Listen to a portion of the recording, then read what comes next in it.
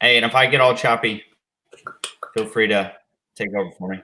Oh, look at that pretty photo. Hey, that should be a beaver. Hey everybody, welcome to Skills Series Live. We were having some technical difficulties. We got Jason out in the woods and signal is a little bit sketchy.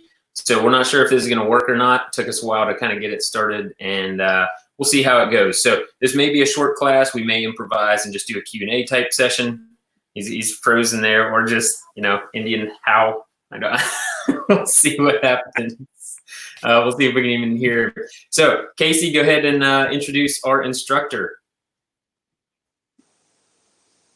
What's up, guys? So my internet is also super sketchy, so we'll see how this works too. If I get all roboted out, you know, just put up some hand signals, tell me to stop. But here we have our good friend Jason. Jason is a local trapper. We've known Jason for a long time. He's been coming out to our Georgia Bushcraft events for years. His company, Predator Control Services, they focus on pretty much trapping any sort of predator animal, anywhere from coyotes to beavers to probably, if you have a lot of squirrels, they'll figure it out. But Jason's been a good friend of ours for a long time. He's taught a bunch of classes, and we're really excited to have him here today. And hopefully we can get the internet gods to give us a little bit of bandwidth to make this work today. But yeah, well, welcome, Jason. Can you hear me all right? Yeah, I can hear you guys. How's everybody doing? Hopefully we make this work. You know, I live in the woods because that's where I live. It's hard to get internet sometimes, and the signal can be kind of spotty. Hopefully this is coming through okay. You guys let me know if it starts to go wonky. Casey, I appreciate the introduction. Nick, you guys appreciate you guys talk about this stuff. No, there with the screen. All right, there we go. I wanted to kind of talk about trapping. The guys had talked about maybe coming up with some of the topics that we deal with, some of the information that we go with. I've been doing nuisance trapping for over 20 years, and the last 4 or 5 I've been specializing in large predators. But I also teach a lot of classes in terms of how we trap, what we do with trapping. I even teach some of the primitive side of it, which kind of goes towards the bushcraft and the outdoor. So I'm going to try to give a brief overview of trapping in general, and then get a little bit more specific about bushcraft and the survival side, because that tends to be the most relevant for what most people are interested in. Those are the kinds of things that, you know, you can use to feed your family. You can use to take care of your properties. You can even use some of these techniques around your house. But I think the best thing to do is kind of do an overview of what trapping entails, and a little, you know, the country was founded on trapping. Beaver trapping was able to bring in the money and brought over immigrants to be able to help settle the country. A lot of the resources that we have now are and can be traced back all the way back to those early trappers and those trapping companies. Fast forward to today, and trapping is somewhat of a lost art. There aren't people, you know, the fur value, the money behind it is not really there. There's not really much money in doing trapping for fun or for fur. But there is still the need for it. It helps manage the properties. It helps manage the environment. We need to kind of keep some of the animals in check. We definitely have to manage our wildlife, and trapping is a big part of that. So when we look at trapping, a lot of people have, because it's not something that's very, it's just not that common. People just don't do a lot of it. Then there's a lot of misinformation. There's a lot of myths. There's a lot of information that you hear or you see, and you think it's true because somebody posted a picture or somebody said something about how a trap worked or what happened to the animal. And a lot of that comes down to how I explain it is, and this goes for a lot of different things. Trapping is very specific to this, is we have reality, and then we have our perception of what's going on. And the farther away you are from reality, the more information can fill in that's not true, that it's not accurate, that may sound okay or may sound right until you realize it's not. So the goal for a lot of these classes that I do and for a lot of the seminars that I give is to try to get people closer to reality so that they're not really misunderstanding or believing some of the myths of trapping. One of the biggest myths of trapping is that the animals suffer, and they don't. They don't. If you think about an animal's life, a wild animal only dies 2 ways, and none of those ways are pretty. Typically, it's eaten, clawed, chewed, chased down, and taken out by a predator or something higher up on the food chain. None of those are pretty. In fact, when they show it on TV, they got to do a disclaimer that they're going to show something that's graphic. The other way is they're going to die from disease or injury. Again, a long, slow death. So anything that we do that's short of their natural process, it really can't be considered inhumane. It can't, because that's their normal life. That's their normal process. So when we work with animals in the trapping industry, our goal is to be as humane as possible, to be as efficient as possible, and to put as little stress on that animal as we can. And a lot of the safety stuff that we use, a lot of the ways we set our traps, a lot of the ways we handle the animals plays into that. And I'm going to go over some of the different traps we have. I'm going to go over some of the different techniques that we use and some different things that are common in our industry. To kind of start from the basics on up, and I'm going to show you one trap. It's right over here.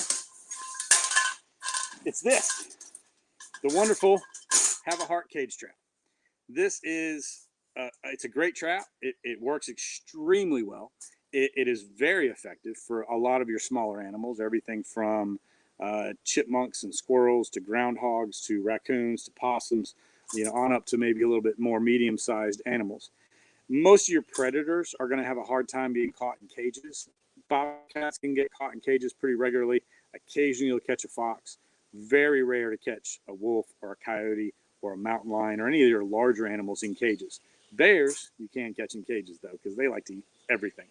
So when we look at cage traps like this, we don't want to discount their effectiveness. If you're trying to remove an animal, or you're trying to control a population, or in a more extreme situation, you're trying to feed yourself, this trap right here can do it, and it absolutely can. You put 5 or 6 or 7 of these out around your property, even in your neighborhood, within a couple of days, you're going to have animals in that cage that you can eat. Raccoons are very good. Possums are absolutely edible when they're cooked right. Obviously groundhogs are very good. They're, anytime you're trying to get protein, you want the fastest and most efficient way to get that. And these traps are very, very good. They basically work by a trap door on a spring and a pan that goes on the bottom right there. They step on the pan, the door closes, they're trapped inside the cage. Now, a few techniques for these that people don't always realize. You want the door facing downwind, because you're going to put your bait right in this area on this side, and you want the wind to blow it out through the opening. So when that animal smells that bait, they're going to come in through the door, not around the other side. That's one of the tricks that we use on these cage traps. Animals see with their nose. They're going to follow that scent, and you want it an easy path right to the food. So set these facing downwind. It'll help. The other thing you want to do is you want to make sure it's bedded solid. If it's on the ground and it wobbles when they step in it, they probably won't go in it. They get scared of it. It's something different. They don't like the way it feels. So you want it as rock solid as you can. You can even drive rebar down through it. You can put sticks on both sides to make it solid. The other thing that you can do is you take this trap when you've got it set. You open the door, everything's set, everything's good. Is when it's sitting on the ground, you line the entire bottom here with dirt, leaves, or grass. So when he steps into that cage, he doesn't feel that wire. If he feels that wire, he may take his paw out and he won't go in. You line it with dirt, leaves, grass, he's not going to necessarily reject that trap. So there's another technique. Now we put our food back. We want them all the way back to that pan. You can hang it on the back sometimes. You can actually dig a hole underneath the trap, put it underneath the trap, put the trap down on the food, and he'll have to try to dig for it, which makes him stay in this trap a little bit longer. So those are some basics on how these traps work and how effective they are. They can be big. This one's about a medium size, typical size for what you would see for raccoons, possums, woodchucks. They can be much bigger and they can be smaller. There's sizes for squirrels and chipmunks as well. There are sizes that these go all the way up to where they're catching big hogs. They're catching bears. So you can take these traps from small to large depending on your situation. These are an effective trap. The next one we get into, which kind of gives you an idea of where we go to, is snares. Now, you hear a lot of information about snares. Every survival book has pictures of snares. Every survival book shows you how to set snares, or shows you string or paracord or wire, picture framing wire. I'm going to let you in on a little secret. None of that works. Not really. Animals have teeth and claws, and they weigh a certain amount. An average raccoon, an adult raccoon, is going to weigh 20 pounds. Most of that wire you buy at Walmart, picture framing wire, it's not rated for that kind of weight. They're going to pop it when they get into it. And you're going to sit there and you're going to go check it. And be like, oh, you know, my snare's broken. It's gone. A proper snare is going to be aircraft cable. You can see it's twisted cable. You see it's thick. This is what we use. Now, in Georgia, I can only use these for beavers. In different states, you definitely want to check your rules and your laws and make sure you're following those. In Georgia, which is where I'm from, we can only use these on beavers in the water. Some places you can use them for basically every animal, but you do want to follow your laws and regulations when you're starting to get up into this level of trapping. Now, I want to show you something about snares. Not only does it thick aircraft aluminum cable and twisted strand, it's also has other things on it that they don't show you in those books all the time. This is one snare. You can see there's a lot of different parts, so we're going to go over this real quick. We've got the snare loop. See if I can get that in a little bit better. We've got the snare loop. There's a lock right here, and there's a couple of different kinds. This is the style that I personally prefer, but this is a metal lock, and it allows it to close. And then once the animal in it, they can't keep it open. Locks down. Okay. This is not a lethal trap. This is a live trap. The animal does not choke out. How it works. It simply holds it where it's around the animal. Now, you can set it in certain ways to make it out, but just setting a snare tied to a tree or tied to a limb is not a lethal trap. It will be alive when you get there most of the time. So you need to prepare yourself ahead of time for when that happens. You want to be there. You want to kind of know ahead of time how you're going to dispatch that animal. Again, follow the regulations on that. There's a couple of different ways that are typically approved. We've got the snare loop. We've got the lock. There's a whammy, which is kind of for a support wire. It's to help hold that snare up in the trail or in the water or in that loop. You've got the rest of the cable. You've got a snare swivel. And what that does is it's able to move. And so as the animal fights or moves around, it doesn't bind up and it doesn't snap, doesn't twist up, and it doesn't break. That's the goal for this swivel. Now you'll see what I've got attached to that swivel. I've got another full cable with 2 loops on the end. And this one's about 6 feet long. This is what's called a snare extender. Now you can see how much extra I've got. Then I've still got the snare out here. Just the snare alone isn't enough. It's not enough room. It's not enough wire to go around a tree, around an anchor, around a post, or with a stake. So by adding the snare extender, you can go around a bigger tree. You can go around a bigger anchor. You can put an anchor in the ground for it, and you can stretch that out a little farther and have a little bit more adjustment to it, or you can have more places you can set it than just this little bitty snare. You try to set the little bitty snare all by itself, you're very limited on the places you can put it because you're going to be very short on the distance. So the snare extenders work extremely well. These are great for small game. They're great for large game. You can use snares. There are certain styles that are designed all the way up for bears and hogs. There are styles that are down all the way for squirrels and rabbits. You really want to match the best you can. To give you an idea on these, this is 3. Did we get locked out? This is 3 32nd cable. You can go all the way up to, I think, an 8. I think there's some bigger cable than that out there too. And then you can go down a little bit smaller for smaller animals. Again, you want to try to avoid that Walmart picture framing wire. You want to avoid the wire that you get at Home Depot. You really, truly want the most effective and strongest cable you can get because you don't want to lose an animal and you don't want to cause it any undue stress. Tell you what I'm going to do. I'm going to do this. My cat is helping.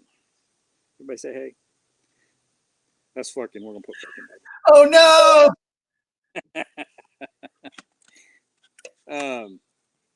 So when we look at snares, we look at the material and what they're made out of. There you go. That's kind of what we're looking for right there. Now, I set up all my snares pretty much the same. There's some anchors that we want to watch out for. There's some different ways to set them in the water and different types, but that's kind of learned as you go along.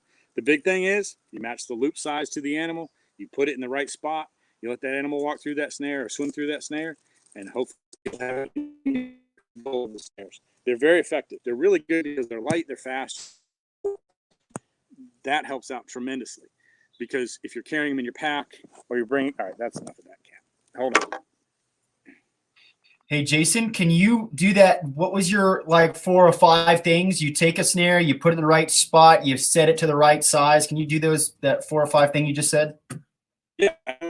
So with any trap, and specifically snares, you want to make sure that you have it in the right spot. With traps, you want to put it in the right place. And if you aren't putting it in the right place, you won't catch anything. That's just how it works. I'm going to start in the cage, I think. Go on. So you got to have it in the right place. You have to have it anchored really, really well because animals are strong and they're going to fight. You don't lose the animal. You need to make sure it's set up correctly, that you're using the right gear, the right size animal, or the right size cable for the right size animal, the right size loop for the right size animal. If you're going for something like beaver, you want about a 10 to 12 inch loop. You're going for you may more of that maybe even a 4-inch loop if it's a narrow trail or a narrow area that you're trying to get into.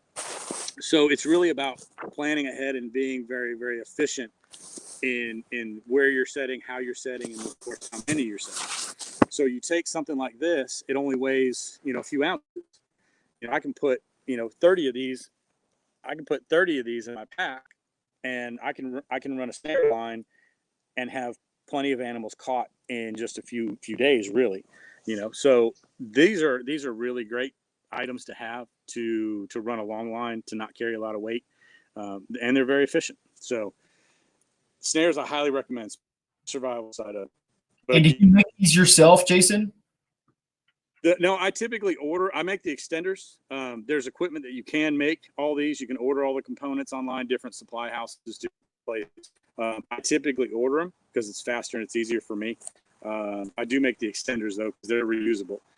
Any recommended sources? What's that? Any recommended sources to buy your snares from? There's probably 3 main ones that I would say to look for. The first one is a Georgia-based company called Southern Snare and Supply. I know the owner real well. Brian's a great guy. He does a great job of helping his customers. F&T Trapping Supply is a big national supplier of trapping equipment. All the things that I'm showing today can be purchased from them. And then there's another one called Minnesota Trap Supply, who actually makes a lot of other styles of traps as well. So those are 3 probably of the bigger ones that would be able to help you with a lot of these different supplies and equipment. So Southern Snare and Supply, F&T Trapping Trading Post, and Minnesota brand traps is another solid one. And a lot of these companies, you give them a call, their customer service is usually really, really good. So if you've got any questions for them or you're asking for advice, most of the guys know exactly what they're talking about.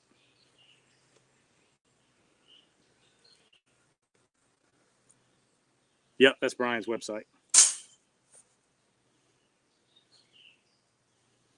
All right.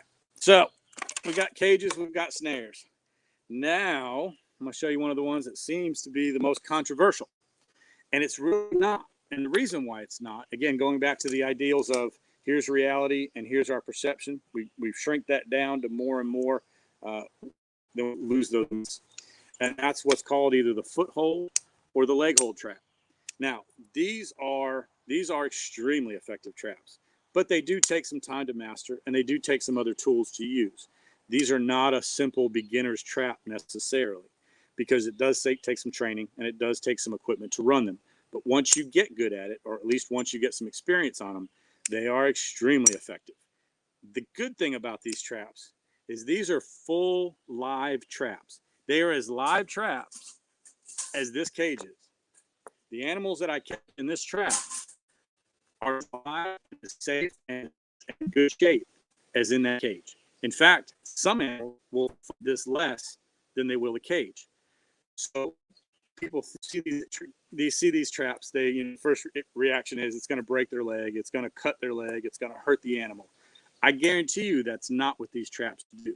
And the reason they are designed not to do that is because we don't want to hurt the animal. We don't want to damage the fur. We don't want to cause the animal. We don't want the animal to fight more than it has to, because that damages the fur. These were designed around fur trade.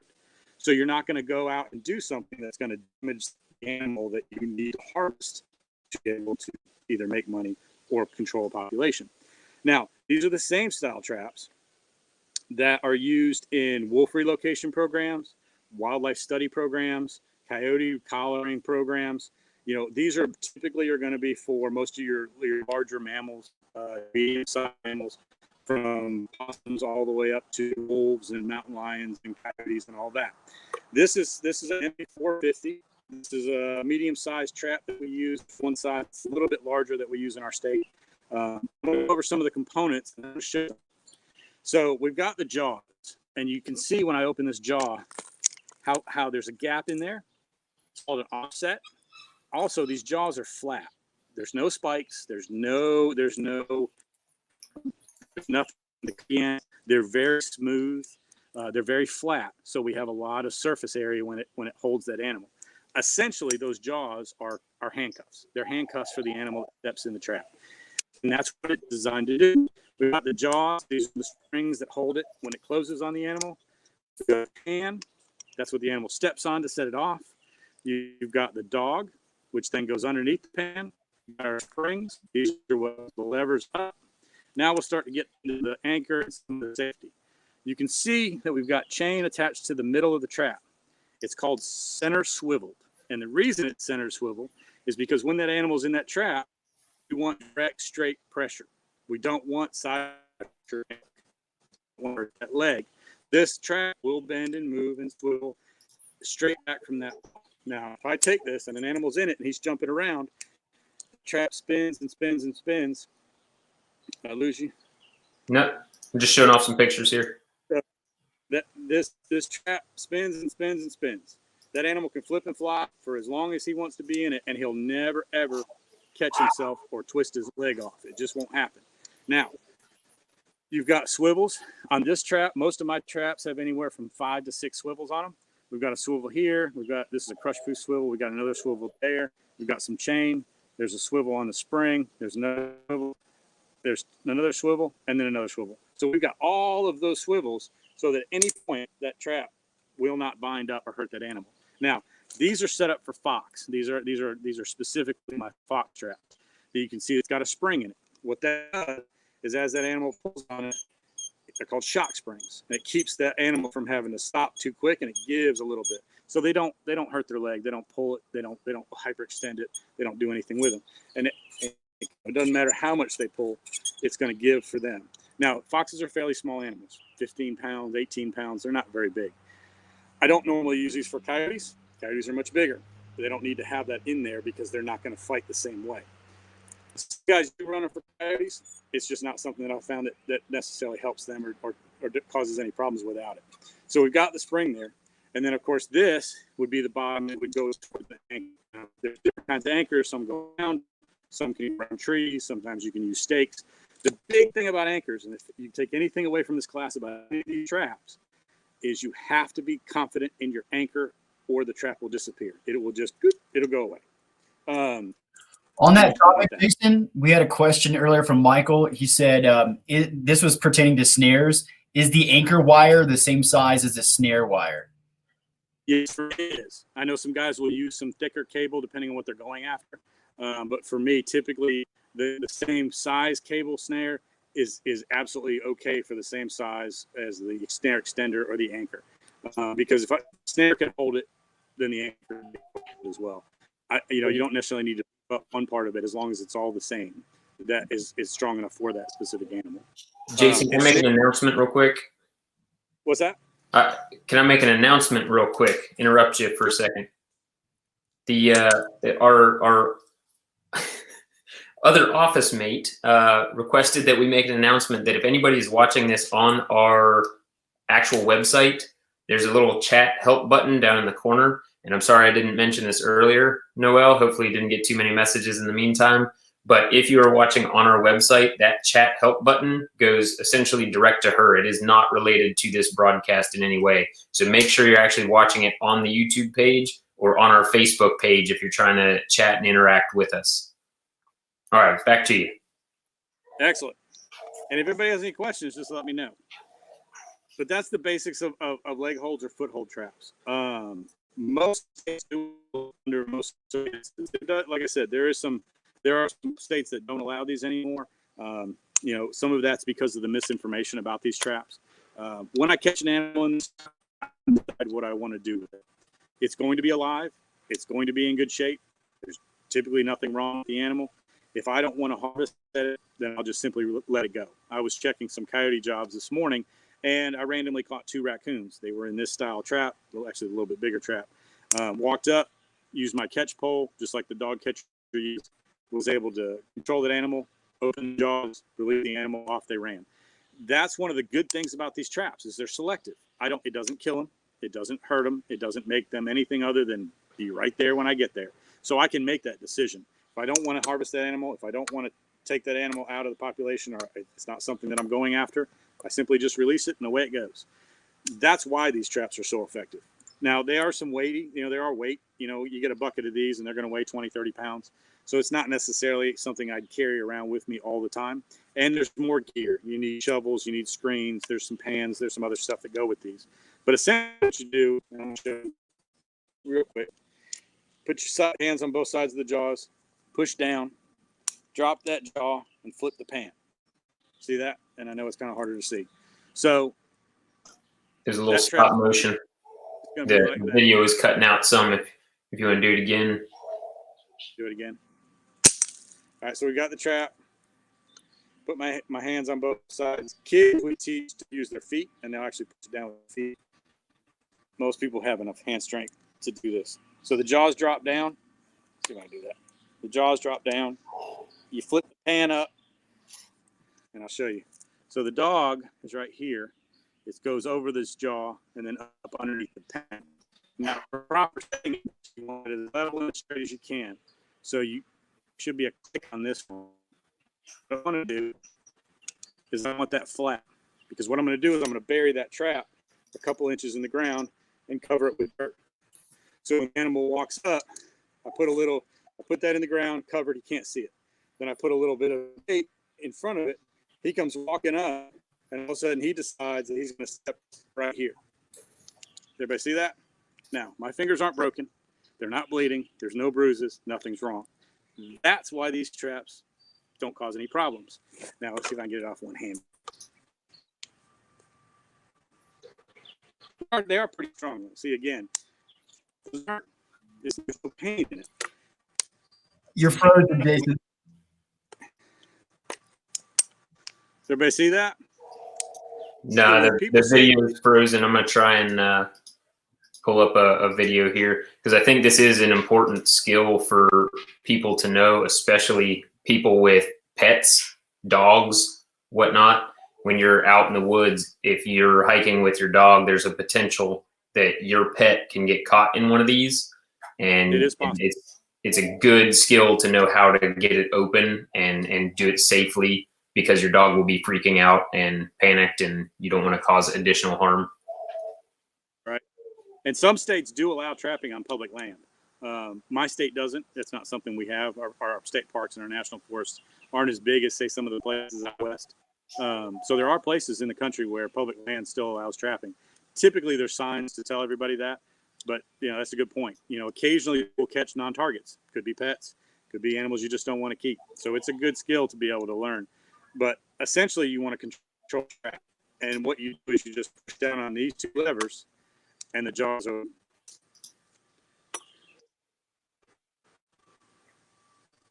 Yep.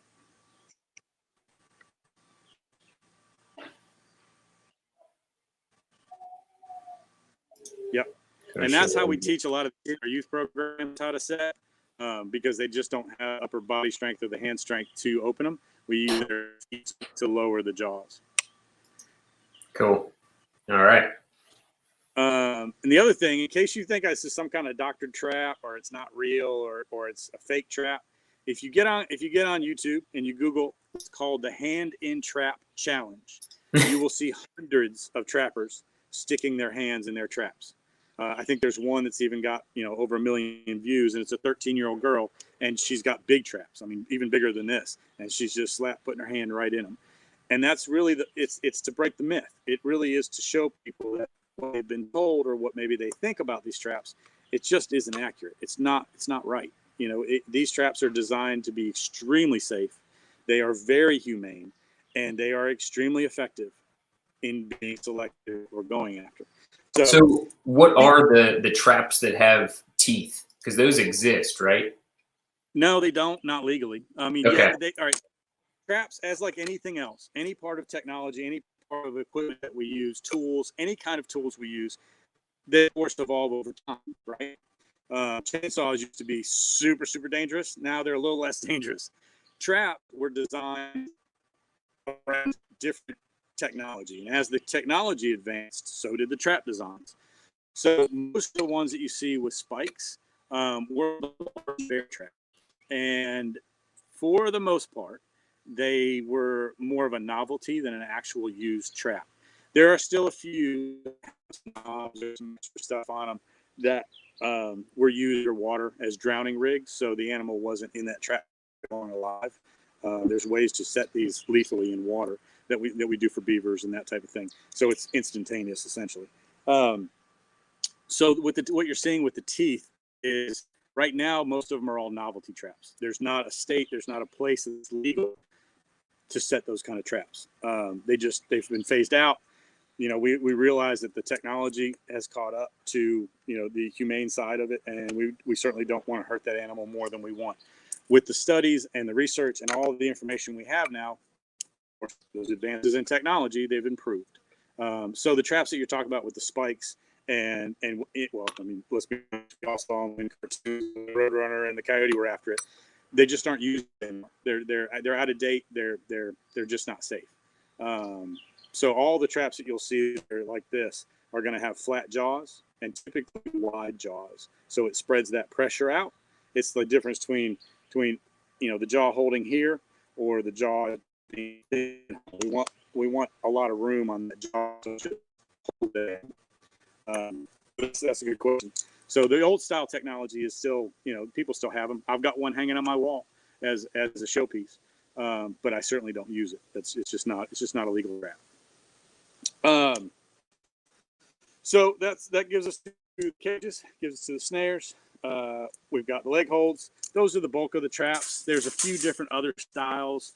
There's some that we use for raccoons. Sometimes they're called coon cuffs or dog coon traps. There's a style called a conibear, which is kind of it's a lethal trap that closes on the animal. They're a little bit more difficult to set. They aren't necessarily something we recommend be use. And different laws, different states allow different things. Some of them require that it's fully submerged in water.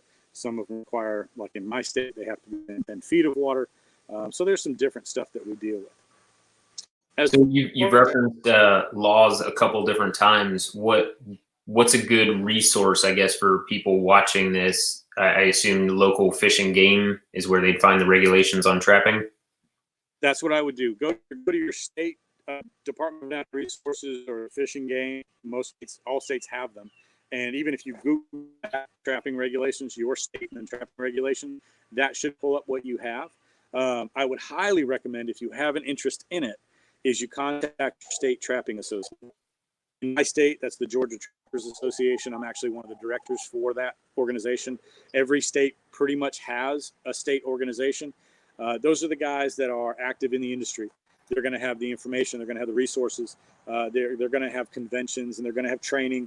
We do about 4 training meetups and a convention a year here in Georgia. I know that Alabama's real big on it. A lot of your northern states that still do a lot of fur trapping. Pennsylvania's is real big. New York is big. Michigan has a big trapping association. So definitely rely on your state association. Those are also the guys that can be able to get you a little bit more training and a little bit more further along the process if you haven't trapped before. So, your state game and fish, DNR, and your state trapping association are all going to be your best resources for the information that you're looking for. It's also, it's one of those things that when you get into it, you're going to find, as usual, with any kind of outdoor activity, you're going to find high quality people who are honest, people who are to be helpful, people who are going to want those. We all in the outdoor are the people that gravitate towards these type of activities, and it's no different with trapping. People who are very passionate about protecting the animals, about controlling the animal populations, and conservation. It's often said that trappers are the most conservations out. We definitely want to take care of our wildlife. In a situation where we're out there animals at specific times in specific situations, and that's really the goal of what trapping is about. As far as trap primitive stuff, I'll kind of that. I don't know how much longer, guys. The time. Hold on just a second, Jason. It looks like we're having some audio issues again with you. Kind of broke up there. But I believe last you were saying was that the trappers are considered some of the best conservationists because they're trying to conserve the natural resources and the animal populations. Yep. In our society, in our country, and really in the world, we are the stewards of our wilderness areas, and we manage those properties, including the fauna and these animals. So trappers are very important. If you've ever seen the news, you see out in LA, the coyotes going down the street. There have been attacks. They've taken pets. They've attacked dogs and cats. They've attacked kids. They bring in trap control. Those kinds of interactions. I work a lot with neighborhoods. I work with HOAs and golf courses and cities because animals be controlled. You start seeing coyotes running down your street during the day. See 4 or 5 of them.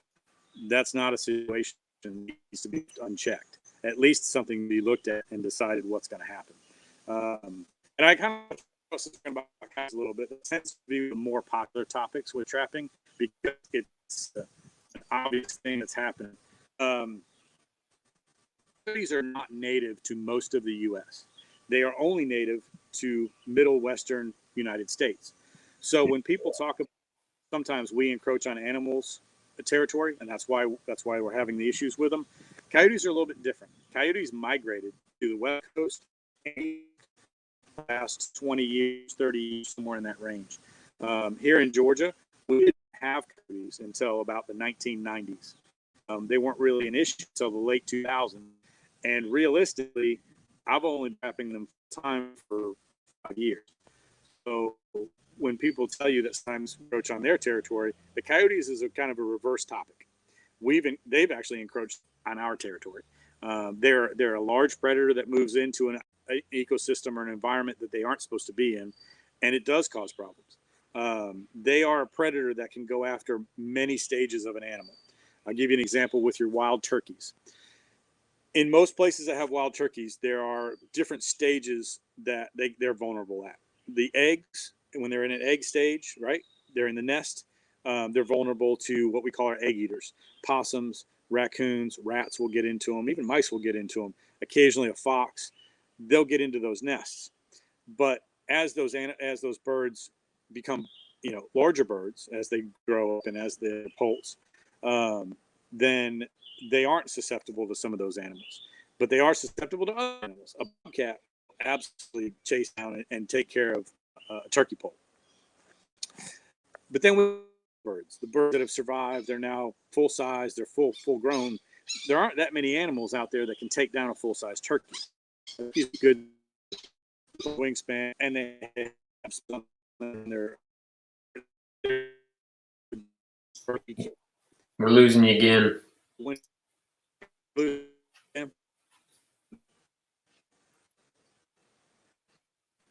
anybody has any questions for Jason, go ahead and post them, and we'll see if we can get another clear spot in his signal. Maybe there's a cloud blowing over. Still, Better? I could hear you there. I think you were just talking about there's very few animals that can take down a full-grown turkey. Let's see how it goes from there. So, coyotes can't take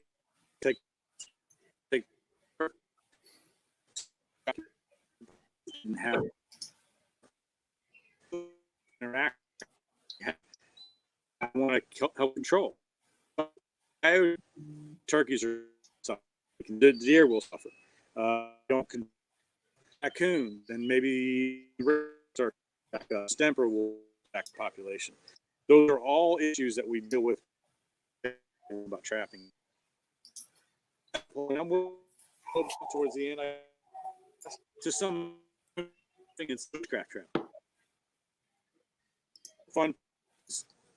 No, we're gonna have to hold up. We're still having audio issues. It's breaking up like every other word. I couldn't tell if it was my shoddy internet that is also having trouble hearing him. I'm just sitting back waiting for the people who actually have good internet. Wait, this way. To verify that. Looking now. Well, Yeah. Everybody kick back, relax. Oh my gosh. Yeah. Well, we could just do here. What's that? Oh. We do commercial hour or commercial minute. Have you guys been to Kickstarter.com? When are you gonna have those ready? By the way, Small plug. What's that? when are you gonna have Dustin, those you're on ready? mute, by the way. Oh, Dad. Sorry, Dustin. What am I gonna what, Jason? Have them ready? Are you selling them? We're shipping in August, so that's the goal. We'll see, but yeah, that was my senseless. Got a question from Michael That's Thompson. What's the best way to wax traps, snares? Not sure I follow. Okay, so what Get the pen off. is are we in good? Can you all hear me? Yeah, barely. Give it a shot. So the wax traps, and the reason why we do that is I find what's called, so clean them completely up, always off dirt in hot water, obviously. Log. Once that's done, it gives the We gotta hold up. We're probably just gonna have to end this here a few minutes early because even if people have questions, they might not be able to get the answers. But I'm guessing you wax them to keep them from corroding and keep the function. Yeah, Darren Cook says fill in blanks. Yeah, we'll do the best we can here. But I think what we'll do, we'll get the social media. Do you have social media or web pages that you want to direct people to, Jason? Just your web. I've got my main website at www.predatorcontrolservices.com. I do have a little bit online on the fortunately with traffic, I have to be very careful about putting out there. Really just but if you go to my website, it's got, if you have any questions, you want to email me, info@predatorcontrolservices.com. You can click on the website, it'll take you to the email. Questions, I'll be the best I can. And it's got the phone number on it too. If you want to call me questions, I'm all right. Let me know and I'll see what I can do for you. All righty. And yeah, I posted the link there for people to access your website, and we'll see what we can do about trying to finish up the rest of this class at a different time or date when we might have better signal and talk about, more of the bushcraft side of it and how to actually place the traps, what you're looking for as far as animal routes and travel and print identification, maybe even. We'll work with some other people and kind of start piecing all these puzzle pieces together. And then place that we've gotten to see some of your classes before, Jason, was over at Georgia Bushcraft. So I'm sure because you're local, you make it over to that every time you can. So any of future Georgia Bushcrafts, I'm sure people can actually meet you in person too, which is and take your classes. Absolutely. Anything I can do to help? Heck yeah, man. Okay. Well, Thank you you. coming over. What's that? I was just saying thanks a lot, but yeah, go ahead, Casey. Oh, okay. I was gonna say, yeah, thanks, Jason. God, Nick, interrupt me. No, for real. Thank you very much for your time. And yeah, sorry, the interweb is what it is. You know, mine sucks too. I feel you. First world problems. But yeah, we'll have Jason back hopefully in the fall when we get our gathering going up at early November and something early October too. But we've done individual classes with Jason in the past, where a weekend long full of trapping, or you know, we've been talking about doing green woodworking and things like that. So, but thank you again, Jason. I appreciate it, man. And stay safe out there. And maybe we'll link up with you in Arizona here sooner than later, or out west. See you. See you, buddy. All right. All right. Bye. Hey, tune in next week for Carly Fairchild doing some basket weaving. So that's on Tuesday. Don't miss out on that. And then we're still hosting our Bushcraft Beer Hour on Friday. So if you see this and you want to join in those for some more Bushcraft discussions, maybe we can even get Jason to show up and see if his internet's better. Yeah. We'll see you guys in the next video.